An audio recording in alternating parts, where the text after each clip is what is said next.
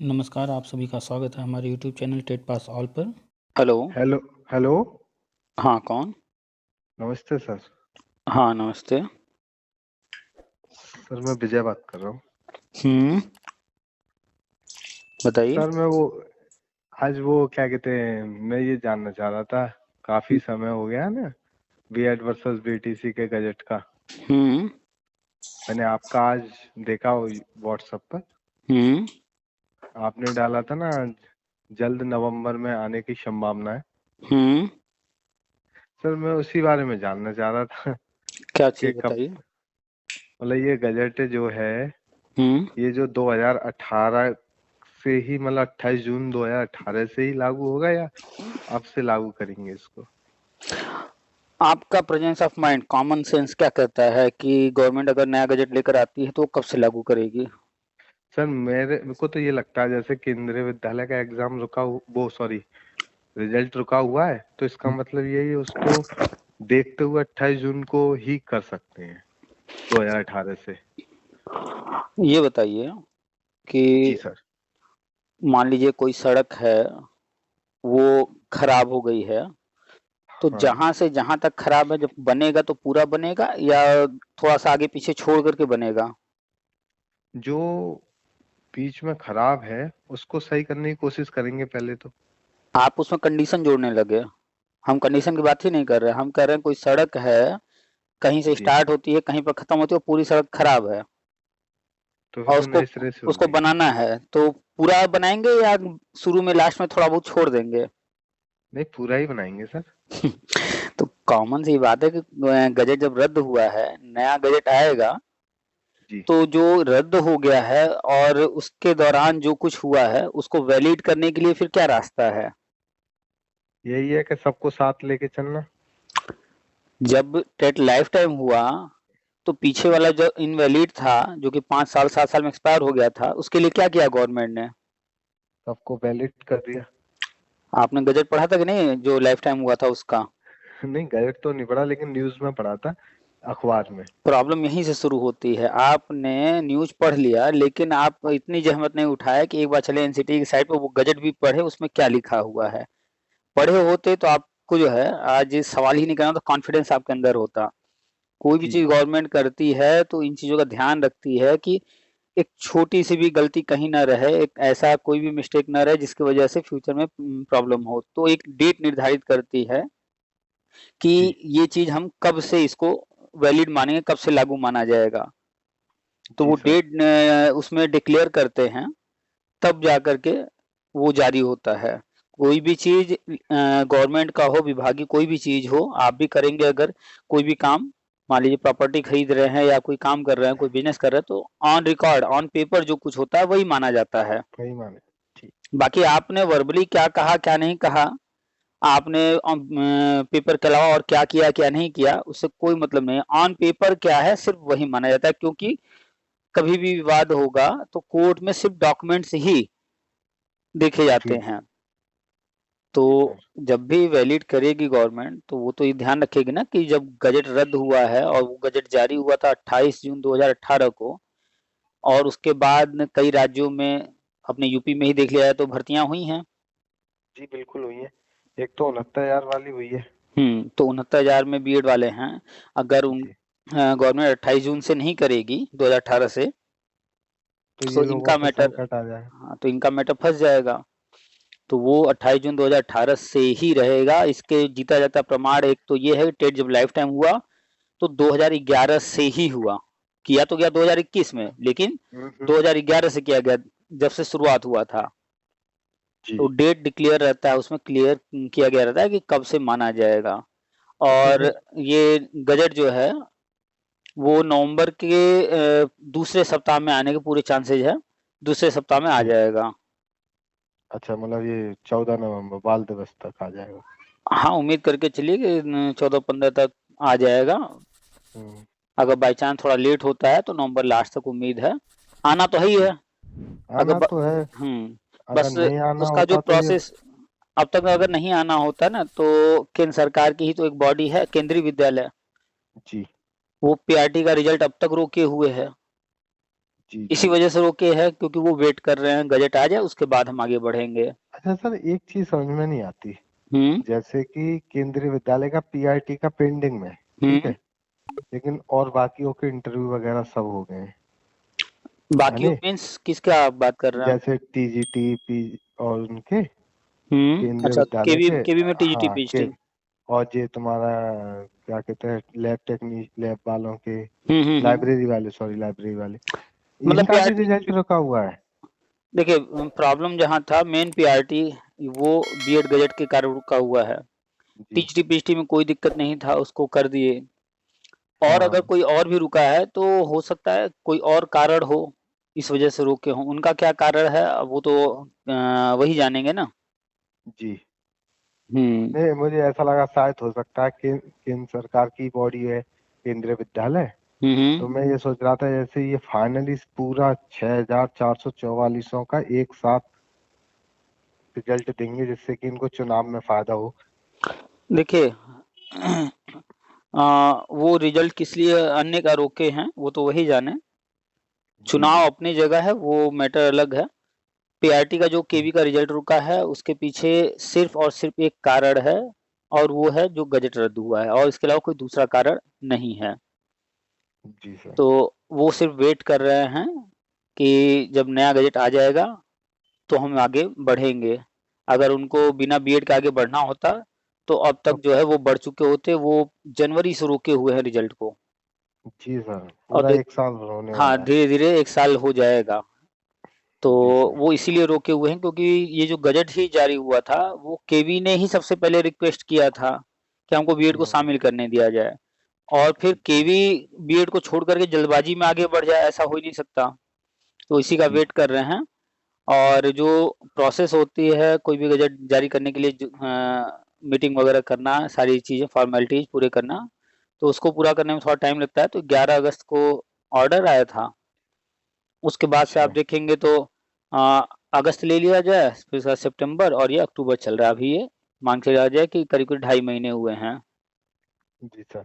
अच्छा सर, आपने जैसे 45 दिन का समय और बताया ना, तो वो नवंबर लास्ट समझ लीजिए और ये समझ लीजिए। ये मान के चलिए कि नवंबर लास्ट तक आ ही जाएगा, क्योंकि पिछली बार जो है जब केवी ने रिक्वेस्ट किया था वो 12 अप्रैल को किया था और 28 जून को जारी हो गया था। तो आप काउंट करेंगे तो अप्रैल में जब रिक्वेस्ट किया गया तो मई जून, जून। अप्रैल ले लिया जाए, फिर मई जून का समय ले लिया जाए। मई जून पूरा पूरा निकल गया है लगभग। तो 2.5 3 महीने, 2.5 महीने करीब लिए थे। तो जी। उतना ही टाइम लगभग अभी भी लगेगा। बस ये है कि एक मीटिंग होना है, तो उस मीटिंग के लिए हो सकता है 2 4 दिन, 10 दिन, हफ्ता, जो भी आगे पीछे समय बढ़ जाए। अच्छा अच्छा, एक चीज है सुनने में आई थी जैसे कि 15 अक्टूबर से हम्म। 20 अक्टूबर के बीच एनसीटी और एमएचआरडी के बीच कुछ मीटिंग हो रही है, आपके द्वारा बताई गई थी ना, 15 अक्टूबर से। 20 अक्टूबर तक के बीच। तो ये जो प्रोसेस चल रहा है हम्म, नया गजट लाने का, जी। तो उसमें राज्यों से रिक्वेस्ट आना है। उसके बाद एमएचआरडी को इस पर मीटिंग करना है। एमएचआरडी को मीटिंग करके रिपोर्ट जो है केंद्र सरकार को सौंपना है। केंद्र सरकार ऑर्डर करेगी एनसीटी को, फिर एनसीटी इस पर जो है एक कमेटी बनाएगी, एक्सपर्ट कमेटी। फिर एक्सपर्ट की राय लेकर के मीटिंग करके उनके सहमति से फाइनल होगा। उसके बाद तब गजट जारी होगा। तो जैसे जैसे जो न्यूज आते रहते हैं, जानकारी में कुछ भी होता है तो उससे संबंधित पोस्ट वगैरह हम्म, डालते रहते हैं, तो वही आपने कुछ पढ़ा होगा। जी जी बिल्कुल। मैं सर एक चीज और जानना चाह रहा था। हम्म। जैसे उत्तर प्रदेश से उत्तर प्रदेश में भी भाजपा की गवर्नमेंट है, हम्म। और योगी आदित्यनाथ वैसे भी क्रीम पसंद करते हैं हम्म। भर्तियों में। हम्म। तो ये राज्य भर जो कमेटी होगी, जो एनसीटी द्वारा, राज्यों में कौन सी कमेटी? राज्य भर ही तो कमेटी करेंगे वो एनसीटी जो अप्रूवल के लिए ये लोग भेजेंगे कि हमको बीएड को शामिल करना है। एक मिनट, जैसा भी बिहार की बात कर लें उदाहरण में। जी। बिहार सरकार भर्ती निकाली थी, जी। और उनको आज वो रिजल्ट भी जारी किए हैं। उनको भर्ती में आगे बढ़ना है, नियुक्ति देना है। हम्म लेकिन प्राइमरी वाले में उन्हें बीएड वाला जो गजट रद्द हुआ है उससे समस्या हम्म हो रही है, तो वो कोर्ट गए थे। और कोर्ट में उन्होंने कहा भैया हम तो इस पे सुनवाई नहीं करेंगे, हम भेज देते हैं जो चीफ जी। जस्टिस जी हैं उनके पास, या तो आप वहां जाइए और फिर जिस बेंच में लगे जैसा लगे तो फिर वहां से अपना ऑर्डर करवाइए। तो हाँ। वो अपना केस वापस लिए, क्योंकि पहले तो कह रहे थे कि डायरेक्ट वहां भेजने के लिए जो फाइनल जजमेंट किए हैं, फिर कहे हम्म। नहीं आप अगर वापस ले लीजिए तो फिर जो है दूसरे बेंच में लग जाएगा, तो फिर चीफ जस्टिस जी डिसाइड करेंगे। खैर, तो बिहार सरकार ने अपना वापस ले लिया, कैंडिडेट्स ने भी डाला था, तो वो अभी चीफ जस्टिस के पास गया हुआ है। आगे जो भी हो, खैर बिहार सरकार तो इसमें क्या दिख रही है कि वो जो चाहते हैं उस कि बीएड को लेकर के भर्ती को आगे बढ़ाना, तो उसके लिए जो अच्छा। प्रयास कर सकते हैं वो कर रहे हैं। अच्छा तो सर, ये पूरी जैसे बात, एक बिहार। मिनट, एक मिनट, पूरी जी जी, बात। बोलिए तो बोलिए। यानी कि ये बात कहीं न कहीं दिखा रहा है कि वो बीएड को लेने के पक्ष में है। तो अब बीएड को जी। लेने के पक्ष में है, तो उनको जो है या तो सुप्रीम कोर्ट से राहत मिल जाए, जैसे कुछ और राज्यों को मिला है, या तो फिर जी। वो एनसीटी के पास भेजें इस तरह का लेटर कि भैया हमें ये चीज़ करना है, इसके लिए अनुमति दी जाए। खैर, अब वो क्या करेंगे क्या नहीं वो जाने। लेकिन जो प्रोसेस है वो तो यही है कि राजीव जो है निवेदन भेजेंगे हाँ एनसीटी तो के पास, उसके बाद वो उनको छूट देगा। तो वही खैर, जानना चाह रहा था। वो तो गैर राज्य। गैर बीजेपी शासित राज्य है। अब वो क्या सोच रहे हैं वो तो वही जाने, लेकिन जहाँ-जहाँ बीजेपी है, तो जी। केंद्र सरकार उन राज्यों से तो कह सकती है ना, भैया आप अपने यहाँ जो भी है देख लीजिए स्थिति, उसके अनुसार एक रिक्वेस्ट एनसीटी को भेजिए। तो यूपी में देख ही रहे हैं आप, लगातार मीटिंग पे मीटिंग हो रहा है। अभी आज कितना 17 तारीख है, कल 18, कल फाइनल मीटिंग एक होने जा रहा है, जी। जिसमें कि एक पॉइंट है उसमें कि 2011 वाला मैटर है, उसमें बीएड वाले हैं, उनको नियुक्ति जी। देना है। उस चीज़ को दिखा करके ये हमारे पास पुराना मैटर है, सुप्रीम कोर्ट ऑर्डर है, इसके लिए हमें जो है बीएड वालों के लिए छूट चाहिए, तो ये रिक्वेस्ट भेज सकते हैं, हो सकता है भेजने की तैयारी में हो। तो कोई ना कोई हाँ। समस्या दिखाएँगे, कुछ कारण दिखाएँगे और फिर जो है वो एनसीटी के पास भेजेंगे, तो वो काम शुरू है, भेज रहे हैं राज्य। अच्छा, वही जानना चाहता, राज्य भेज रहे हैं। हुँ। अच्छा सर, एक हमारे मिलने वाले और हैं, जैसे उन्होंने 2011 में बीएड क्वालिफाई है, तो मैंने उनको बताया था, आपका वीडियो सुनाया, हुँ। तो वो बोलते हैं मुझसे कि ये बात तो सच है कि हम लोगों को जॉब मिलेगी, मगर वो ये कह रहे हैं हमारा जो वेतन है वो 22,500 रहेगा, और जो 11 से 14 वाला, 14 से 18 वालों को 18,000 ऐसे कुछ बता रहे थे। मैंने कहा ऐसा तो कुछ बताया नहीं है। उनसे एक सवाल कीजिएगा, जी। कितनी पढ़ाई किए हैं वो? बीएड है। आप एक चीज़ बताइए, हम्म। आपने किसी भी विभाग में भारत के हम्म। अंदर हम्म। एक ही पद पर 2 व्यक्ति एक ही डेट में जॉइन किए हों, एक हम्म। ही प्रक्रिया से हो उनकी और हम्म। अलग-अलग वेतनमान, अलग-अलग उनका जो है ग्रेड पे लगा हो, ऐसा कुछ है? मान लीजिए डेट भी नहीं अलग-अलग हो, कोई बात नहीं, ग्रेड पे अलग-अलग दिया जा रहा हो, ऐसा संभव है? नहीं, ऐसे तो हो ही नहीं सकता। तो कैसे भी मान लीजिए, अगर आप प्राइवेट पे भी रखेंगे तो सबको अगर समायोजन करें तो एक एक मिनट, बराबर एक मिनट, देंगे। एक मिनट, आपने एक पॉइंट फिर कंडीशन डाल दिया, प्राइवेट, पहली बात तो प्राइवेट नहीं, संविदा होता है और यहाँ जी। संविदा की बात ही नहीं हो रही है, परमानेंट जो संविदा है भी उसको भी खत्म करना है। वो बात कर रहे हैं वेतन की, इनको इतना देंगे, उतना देंगे, इनको इतना देंगे। वेतन मतलब जी। परमानेंट, तो जी। संविदा की तो बात ही नहीं है। हाँ, संविदा का तो कोई तो वेतन की वो बात कीजिए, क्या अलग-अलग ग्रेड पे संभव है एक ही पद पर? नहीं नहीं, ऐसे नहीं है। तो 4200 इसीलिए का तो कहे ना, सबको 4200 मिलेगा। उनसे पूछेगा कितनी पढ़ाई किए हैं।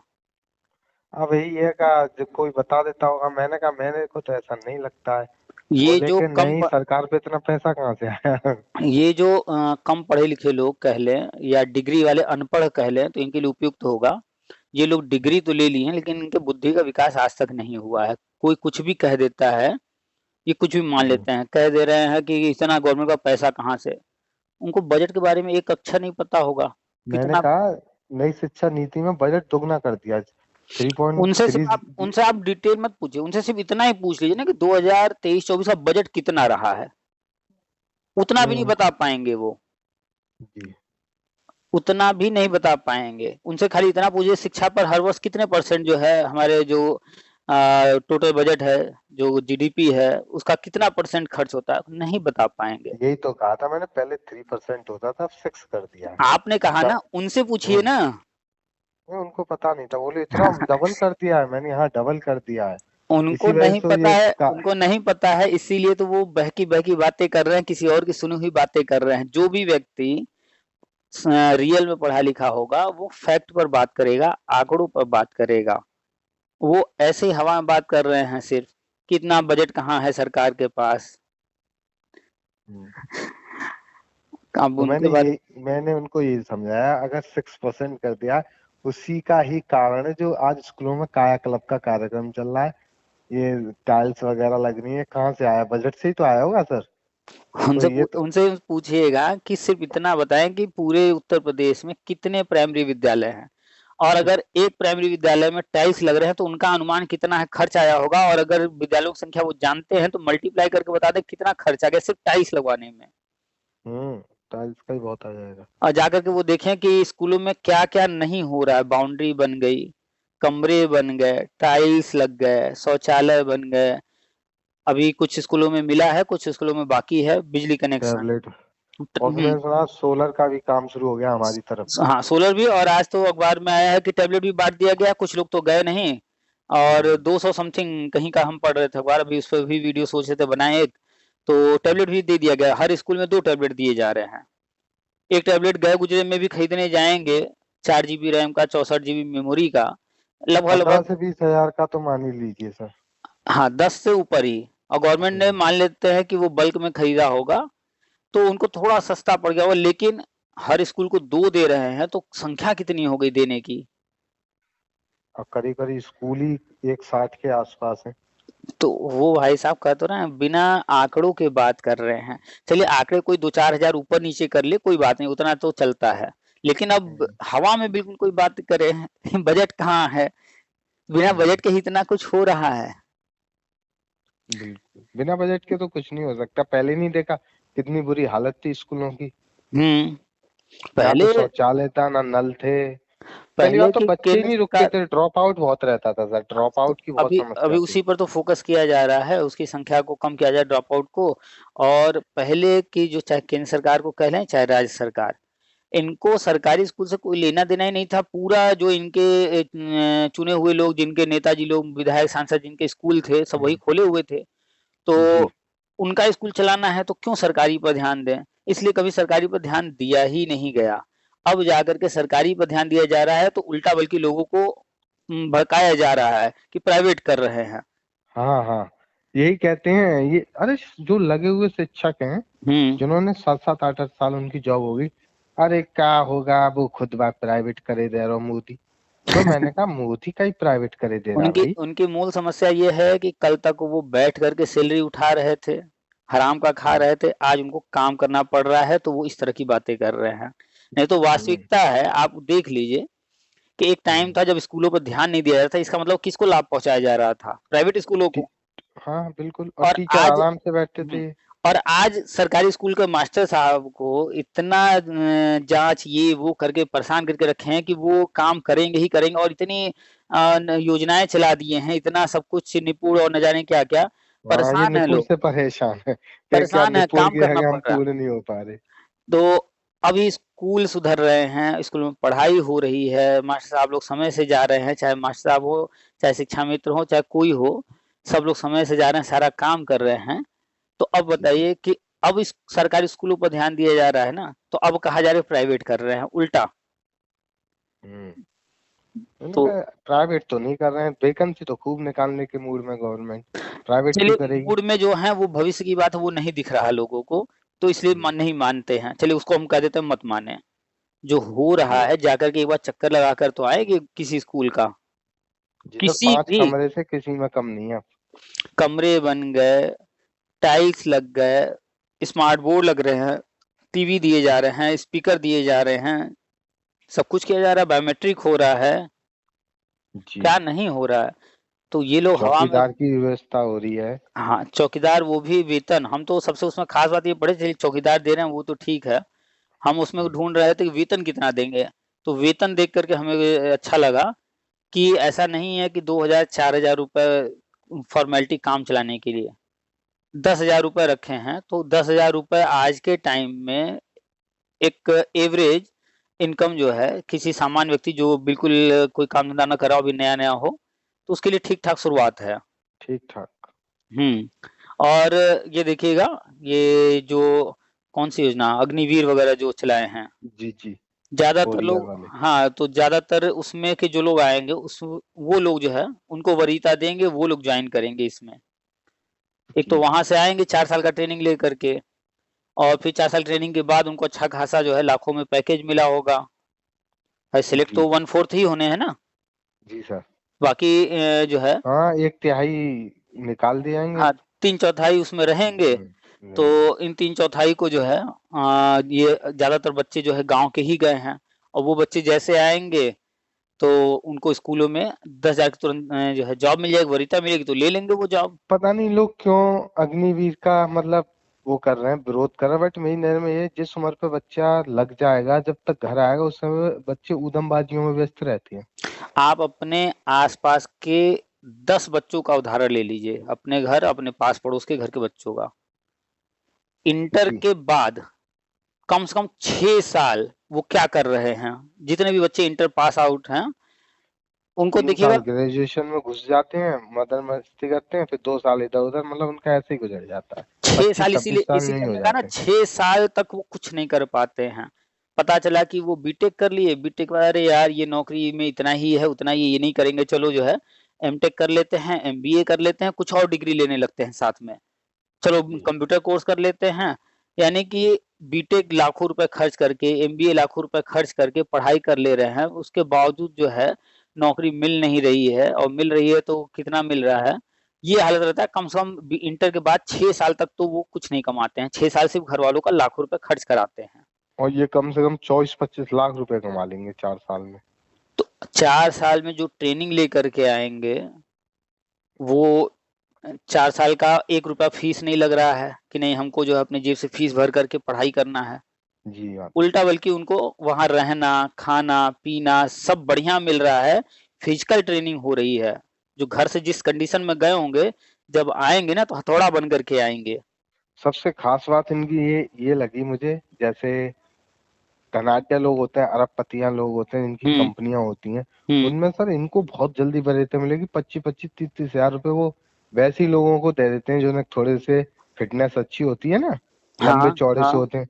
और ये तो पूर्ण रूप से एक तरह अच्छी निपुण हाइट वाले, होंगे इस अच्छी चीज को। पर्सनालिटी वाले होंगे, और जिस भी कंपनी में जाएंगे इनको जो है जिस भी पद के लिए योग्यता रखते होंगे, बड़े आसानी से जॉब मिलेगा। बड़े आसान है।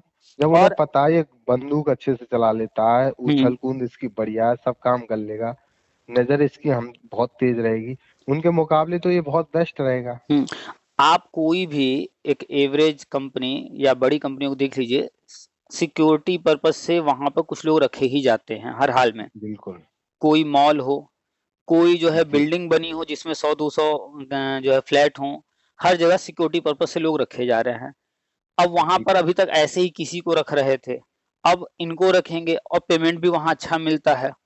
कंपनियों में बिल्कुल। सिक्योरिटी वालों को अच्छा खासा पेमेंट देते हैं। जी हमें जी। लगता है कि एवरेज जो है कम से कम 15-20 हजार रुपए जी। मिलता होगा।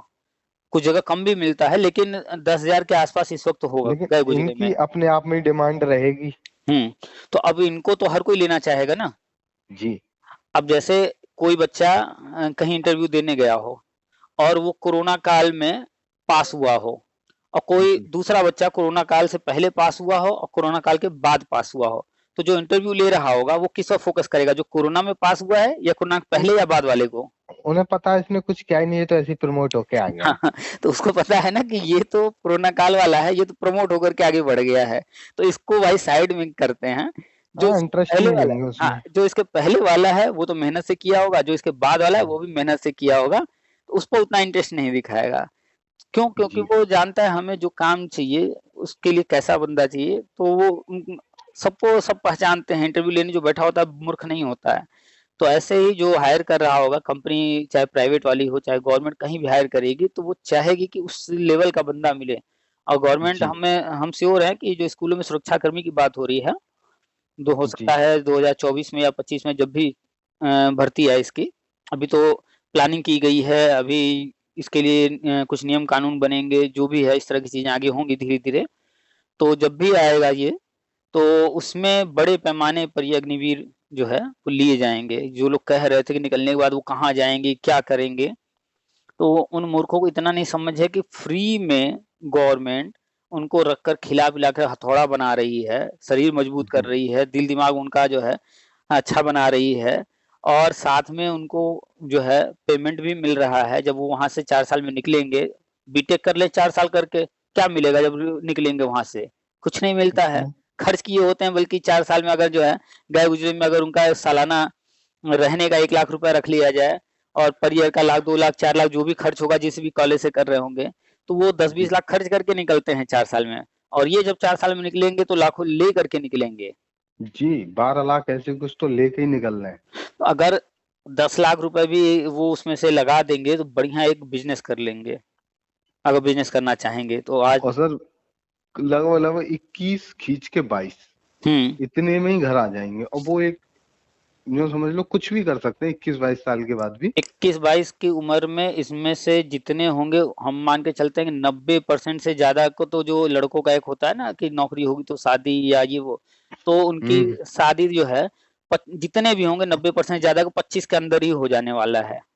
हम्म क्योंकि वो आएंगे अच्छा खासा पैसा लेकर के आएंगे, ऊपर से आने के बाद उनको कहीं ना कहीं 100% जॉब मिल जाएगी, और बड़े आराम से जो है उनके घर आने लगेंगे तिलकरू, तुरंत दौड़ने लगेंगे। जी जी और बाकी ऐसे बीटेक वीटेक करके निकल रहे हैं 10-10-20 लाख खर्च करके, उसके बाद भी जो है साल पर साल गुजरा जा रहा है, कोई पूछने वाला नहीं है। बिल्कुल सर। तो बहुत फर्क है। लोग जो है नेगेटिव जो बात करने वाले हैं वो नेगेटिव। अभी एक घटना हुई है, कोई एक बालक जो है उसमें कोई गोली लगी या कुछ। अमृतपाल करके कुछ। हाँ, तो ठीक है, वो फोर्स में नहीं था, अभी वो अग्निवीर था, ट्रेनिंग पीरियड ही एक तरह से कहा जाए उसको।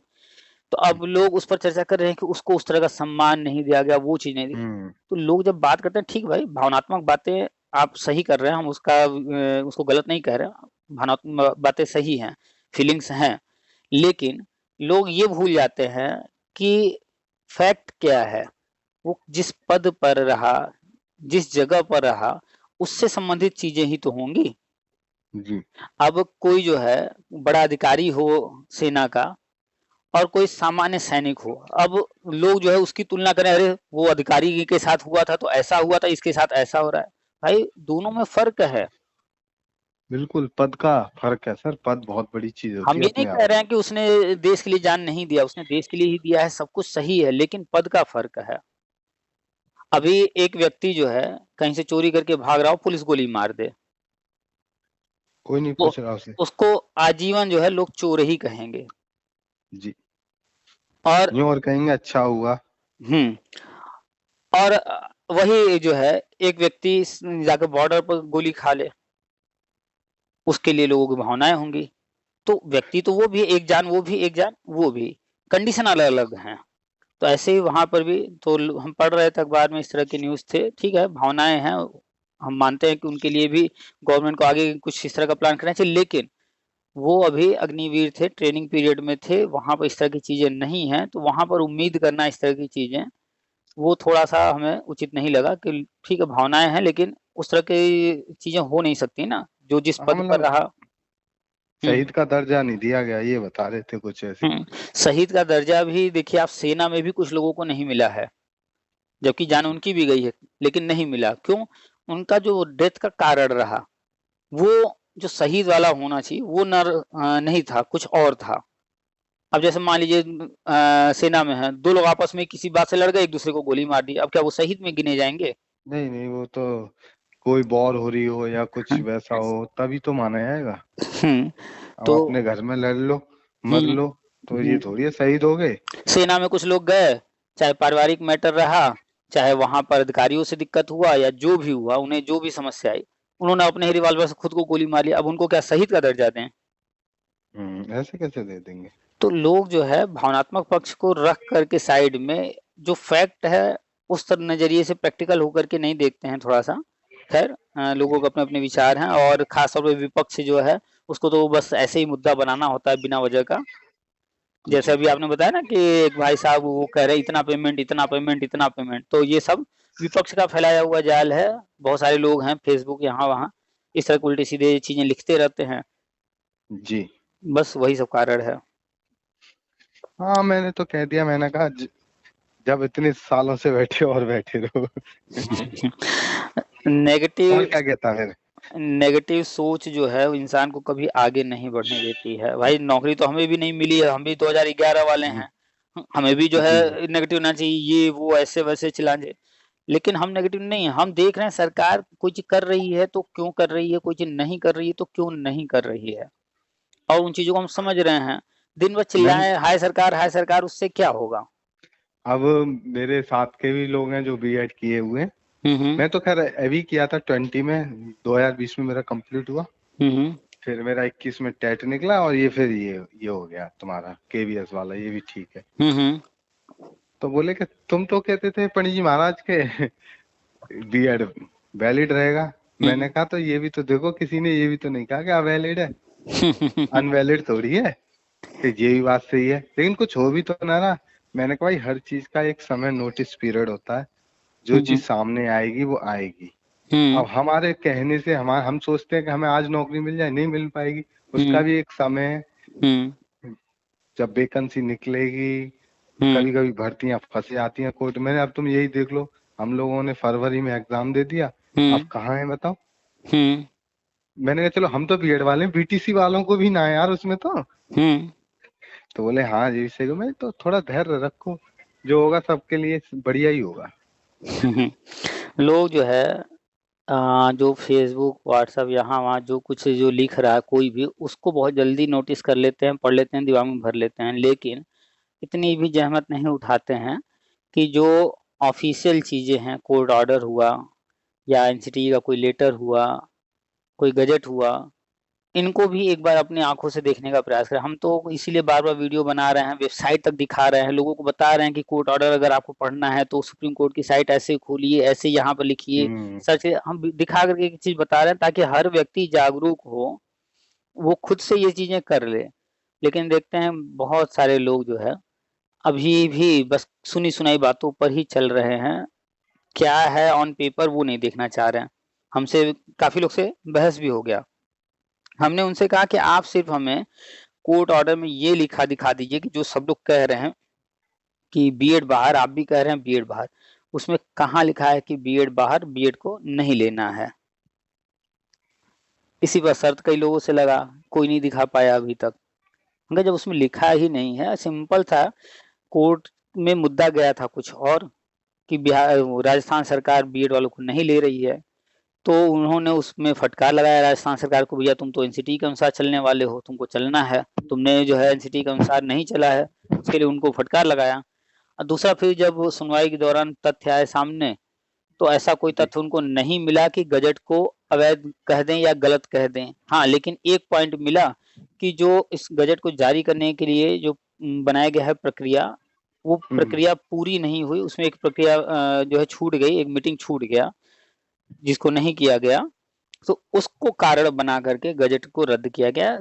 बस इतनी सी बात है। तो जो कारण बना रद्द होने का, नया गजट जारी करते वक्त अब आगे ध्यान रखेंगे कि अब कुछ छूटने ना पाए, नियमानुसार हो, तो वो नया गजट आ जाएगा नवंबर में, जी। कंफर्म है आ जाएगा।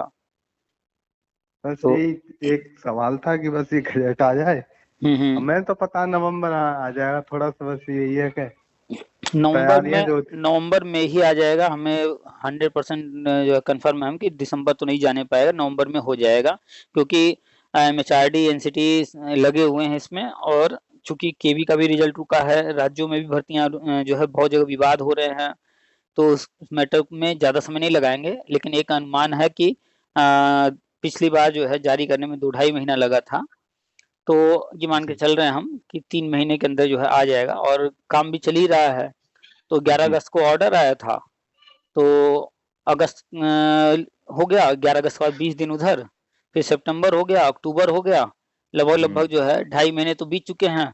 तो हम हम्म। नवंबर को भी पूरा ले लेते हैं, थोड़ा और अगस्त आगे तक लेकर के चला जाए तो नवंबर हाँ पूरा। क्यों, वो इसलिए कि थोड़ी सी प्रक्रिया न बड़ी हो गई, पेचीदा हो गई है, उसको बिल्कुल क्लेरिफिकेशन में लेना चाह रहे हैं। तो अभी जो करंट जानकारी है वो यही कि दूसरे सप्ताह में संभावना पूरी पूरी बन रही है, दूसरे सप्ताह में आ जाएगा जी। नवंबर के। चलिए पॉजिटिव रहिए, बाकी अन्य लोग क्या कह रहे हैं सुनिए उनका भी, लेकिन उनसे पूछिए भैया आप जो चीज कह रहे हो, आप या तो हम्म, कोई तथ्य दिखा दो हमें, या फिर अपनी हम्म, बात का कोई तर्क दे दो जिससे हम संतुष्ट हो जाएं। जी भाई सर। जो भी बात हम कहते हैं तो हम तथ्यों पर आधारित बात करते हैं, डाटा पर। अगर तथ्य या डाटा जो भी है प्रमाण है तो प्रमाण दिखा देते हैं, अगर नहीं है तो उसके पीछे कुछ न कुछ तर्क देते हैं कि कुछ हुआ तो क्यों हुआ, नहीं हुआ तो उसके पीछे कुछ न कोई कारण बन रहा है। ठीक है, कोई आके हमें बता नहीं रहा, दिखा नहीं रहा, लेकिन हम देख तो सकते हैं ना कि क्या जी रीजन हो सकते हैं। तो ऐसे ही किसी से बात कीजिए तो उनसे कहिए भैया कम से कम तार्किक बातें कीजिए, तथ्य और प्रमाण के साथ बातें कीजिए। अगर प्रमाण नहीं भी है तो तर्क तो होना चाहिए, कम से कम आपकी बात बिल्कुल। तर्कसंगत हो। जी सर बिल्कुल। मैं तो चल समझाता हूँ, जो हम्म, समझ जाते हैं वो ठीक, बाकी के नहीं तो हाँ किसी से बहस तो करनी ही नहीं है। हाँ, क्या जरूरत है, समय आएगा जब होगा सामने सब कुछ तो खुद ही मान जाएंगे। हम्म, ठीक है सर। चलिए ठीक है, रखते हैं फिर। नमस्ते सर। नमस्ते।